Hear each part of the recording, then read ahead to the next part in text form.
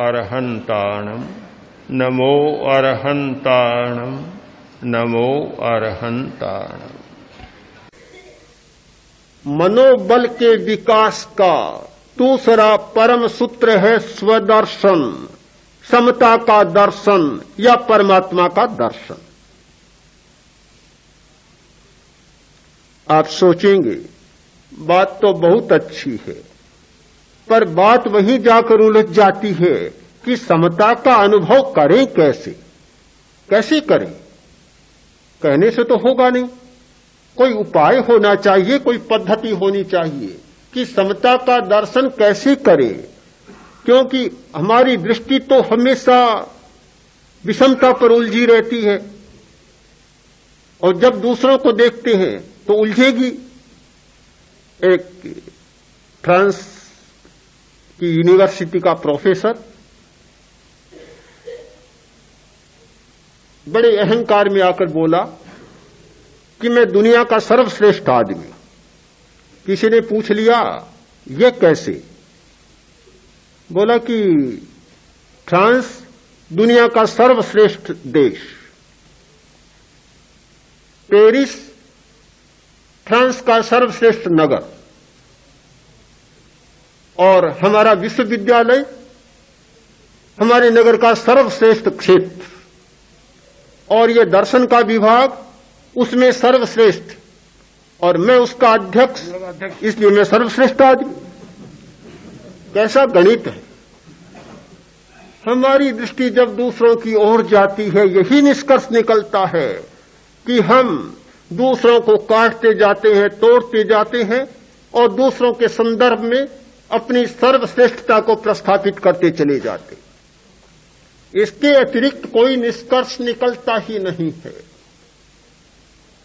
जब स्व दर्शन में आदमी आता है उसे अनुभव होता है कि न तो कोई फ्रांस सर्वश्रेष्ठ, न पेरिस सर्वश्रेष्ठ, न विश्वविद्यालय सर्वश्रेष्ठ, न फिलॉसफी का डिपार्टमेंट सर्वश्रेष्ठ और न विभागाध्यक्ष सर्वश्रेष्ठ। कोई भी सर्वश्रेष्ठ नहीं। समता समता समता, सब समान है। सब देश समान, सब राष्ट्र समान, सब व्यक्ति समान और सब आत्माएं समान। आत्मा के तत्व पर जाता है, चेतना की अनुभूति के क्षण में जाता है, उसे यह नहीं लगता कि ये अलग, ये ऊंचा, ये नीचा। उसे लगता है कि सब मेरे जैसे, सब समान, सब समान। ये समान ही समान का गणित ऐसा चलता है कि अनंत में से अनंत निकालो तो ही पीछे अनंत रहेगा, अनंत में अनंत मिलाओ तो ही अनंत रहेगा। समता में मिलाते जाओ समता, निष्कर्ष में समता, समता से निकालते चले जाओ निष्कर्ष में समता। यह समता की अनुभूति जब जागती है तो एक विचित्र प्रकार का अनुभव होता है। उसे जगाने का जो सूत्र है वह मनोबल के विकास का एक परम सूत्र है। वह खोजा गया और बहुत गहरे में उतरकर खोजा गया। छोटा सा सूत्र, सिर्फ 2 अक्षर का, वह है सोहम। एक ऐसा महत्वपूर्ण सूत्र खोजा, आचार्य सूत्र में मिलता है सारी व्याख्याओं के बाद कि सोहम, वह मैं हूं। हठयोग में मिलता है सोहम, वह मैं हूं। यह परात्मा सैवा हम, जो परमात्मा है वह मैं हूं। आप सोचेंगे बड़ा अहंकार हो गया कि जो परमात्मा है वह मैं हूं, तो इससे बड़ा और क्या अहंकार होगा। बेचारे सब नीचे रह जाते हैं, परमात्मा तो सबसे बड़ा, और अपने आप को परमात्मा मानना कितना बड़ा अहंकार, बहुत बड़ा अहंकार होता है। किंतु एक नियम को समझ ले कि छोटे पद जितने हैं वे सारे अहंकार को पैदा करते हैं, किंतु एक ऐसा पद है जो अपद है और जहां सारे अहंकार विलीन हो जाते। एक बार बहुत वर्ष पहले आचार्य श्री ने एक बहुत सुंदर बात कही थी, मुझे आज भी याद है। आज 30 वर्ष हो गए होंगे अनायास प्रवाह में प्रवचन करते करते आचार्य वर ने कहा कि केवल ज्ञानी होता है जो सर्वज्ञ बन जाता है, सबसे उत्कृष्ट ज्ञान होता है, वह अहंकार करने का अधिकारी है, वह अहंकार करता नहीं। और जो छोटे ज्ञानी जितने होते हैं, जिनको अहंकार करने का कोई अधिकार नहीं, वे सारे लोग अहंकार में उलझ जाते हैं कि मैं इतना पढ़ा लिखा, मैं विद्वान, मैं प्रोफेसर, मैंने पीएचडी किया है, डीलिट किया है, आदि आदि किया है। सारे लोग उलझ जाते हैं।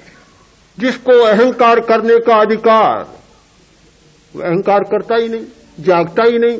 और जिसे अहंकार करने का कोई अधिकार नहीं, वे सारे लोग अहंकार में उलझ जाते हैं। जितने बीच के पद हैं, वे सारे अहंकार पैदा करने वाले। यह परमात्मा का पद ऐसा है कि जो अपने आप में अपद है और जहां सारे अहंकार विलीन हो जाते।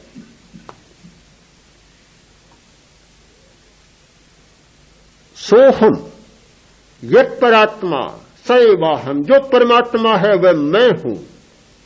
एक साधना का सूत्र आपके सामने प्रस्तुत कर रहा हूं जो श्वास के साथ जुड़ा हुआ है।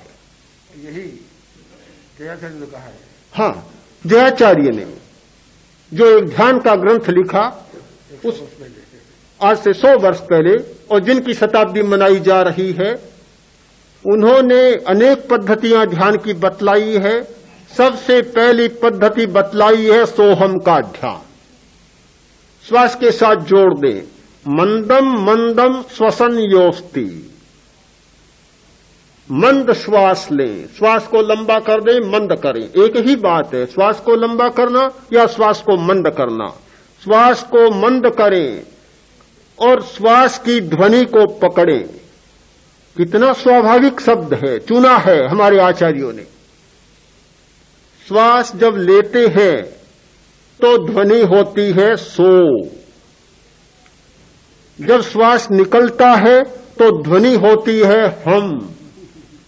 यह शब्द श्वास का शब्द है, स्वाभाविक शब्द है, बनाया नहीं गया है।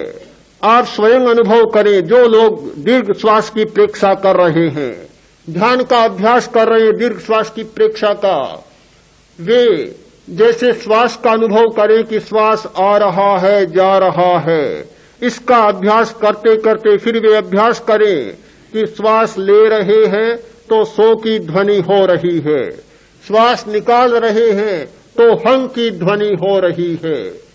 यह सोहम, यह श्वास की ध्वनि है, यह प्रतीक है श्वास की ध्वनि का। और इसका तात्पर्य हो गया, एक लक्षणा और व्यंजना इसके साथ जुड़ गई कि सोहम का एक अर्थ भी है कि जो परमात्मा है वह मैं हूं। यदि सोहम के ध्यान का अभ्यास आपका लंबा हो चले, उठते बैठते, जागते सोते, खाते पीते, आपका ध्यान इस पर अटक जाए कि श्वास चल रहा है और सोहम का अनुभव हो रहा है। सोहम के अनुभव का अर्थ है कि अपने प्रभु का, अपने परमात्मा का अनुभव हो रहा है। तो मनोबल को क्षीण करने वाली जो समस्याएं जिनकी चर्चा कल की थी, भय, हीन भावना, अहंकार की भावना, पक्षपात यानी प्रियता और अप्रियता का संवेदन और असंतुलन, ये सारी समस्याएं अपने आप क्षीण होने लगती है। जब सोहम का अनुभव है, फिर भय किस बात का? इतना मनोबल जागता है। जब परमात्मा का अनुभव लंबा हमारा हो चलता है तो भय अपने आप निरस्त होता है। आप भय को मिटाना चाहें, आशंकाओं को मिटाना चाहें, नहीं होगा। आपका आत्मविश्वास ही खोया हुआ है, भय कैसे मिटेगा? आत्मविश्वास की कमी भय पैदा करती है।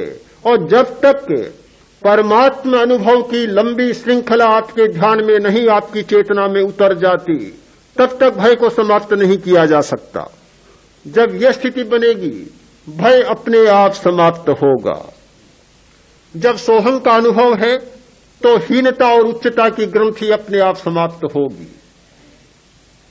मानसिक असंतुलन समाप्त होगा। ये सारी समस्याएं अपने आप सुलझेगी।